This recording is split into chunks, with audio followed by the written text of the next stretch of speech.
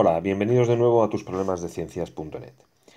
En este vídeo voy a explicaros el movimiento circular uniformemente acelerado. En vídeos anteriores os expliqué el movimiento circular uniforme y las características generales de cualquier movimiento circular. El movimiento circular uniformemente acelerado es aquel cuya trayectoria, descrita por la partícula, es una circunferencia y su aceleración angular es constante. Por tanto, entra aquí un nuevo concepto que no hemos visto hasta ahora, que es la aceleración angular. La aceleración angular es el cociente entre el incremento de la velocidad angular y el intervalo de tiempo transcurrido.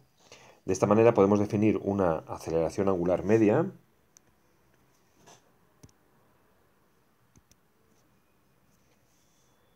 como el incremento de la velocidad angular en un determinado intervalo de tiempo.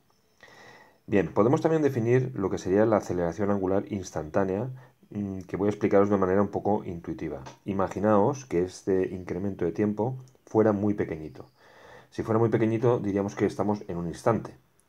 Eso matemáticamente se expresaría como la aceleración angular instantánea sería igual al límite cuando el incremento de tiempo tiende hacia cero, tiende a ser muy pequeñito, de el cociente entre el incremento de la velocidad angular y el tiempo.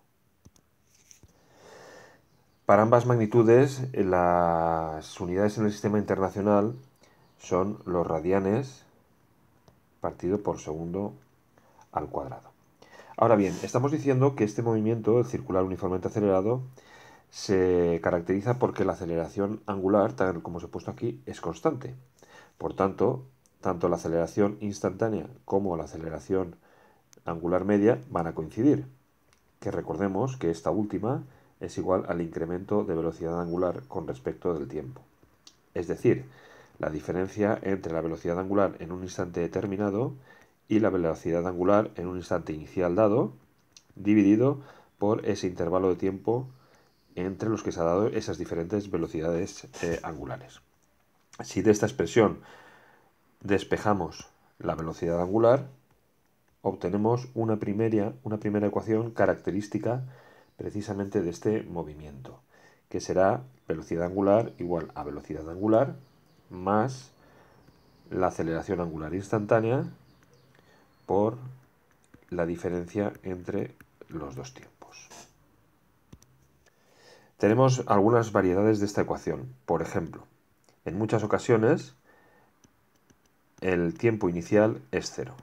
En ese caso, esta expresión adopta la forma velocidad angular igual a velocidad angular instantánea más aceleración angular por el tiempo. En otras ocasiones, la velocidad angular es cero, la velocidad angular inicial, y el tiempo inicial también es cero. Con lo cual, esto queda como velocidad angular igual a aceleración angular por tiempo.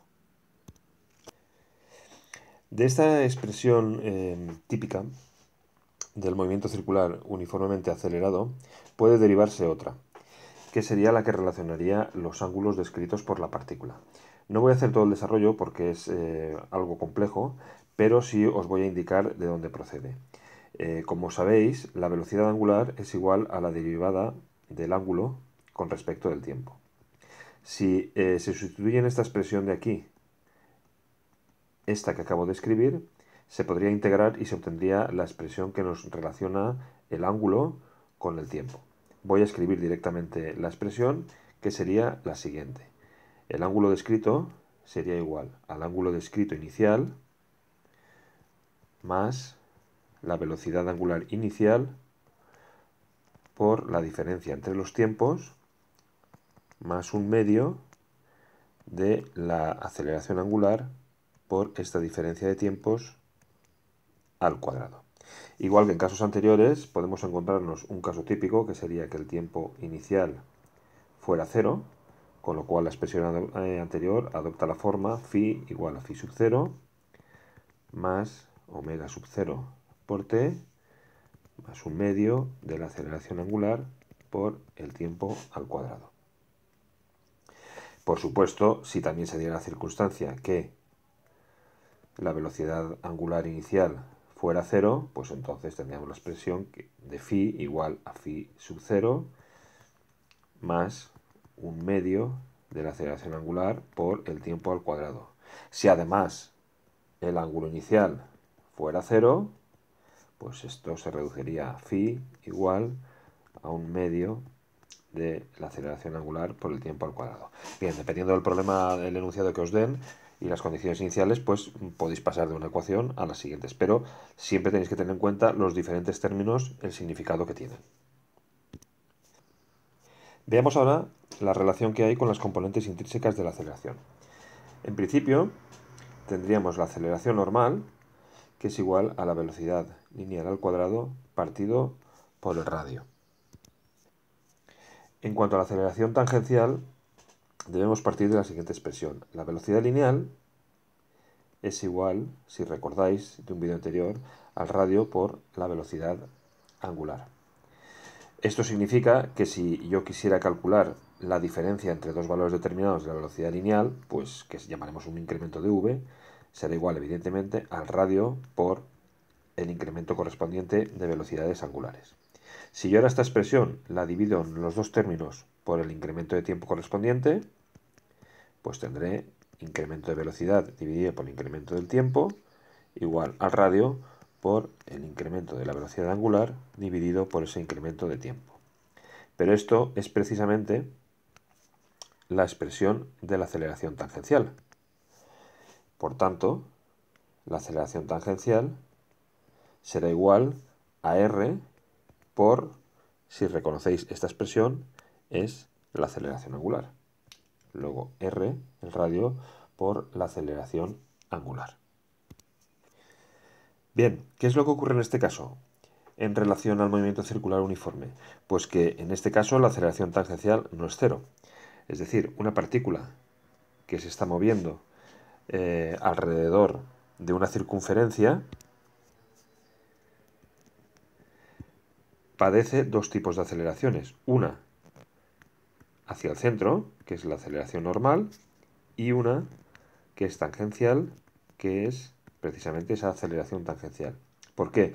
Porque en este caso la velocidad lineal de la partícula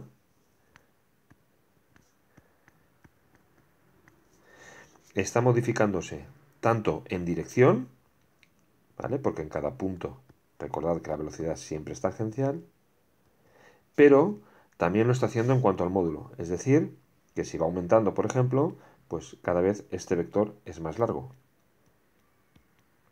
lo cual afecta a esta aceleración tangencial.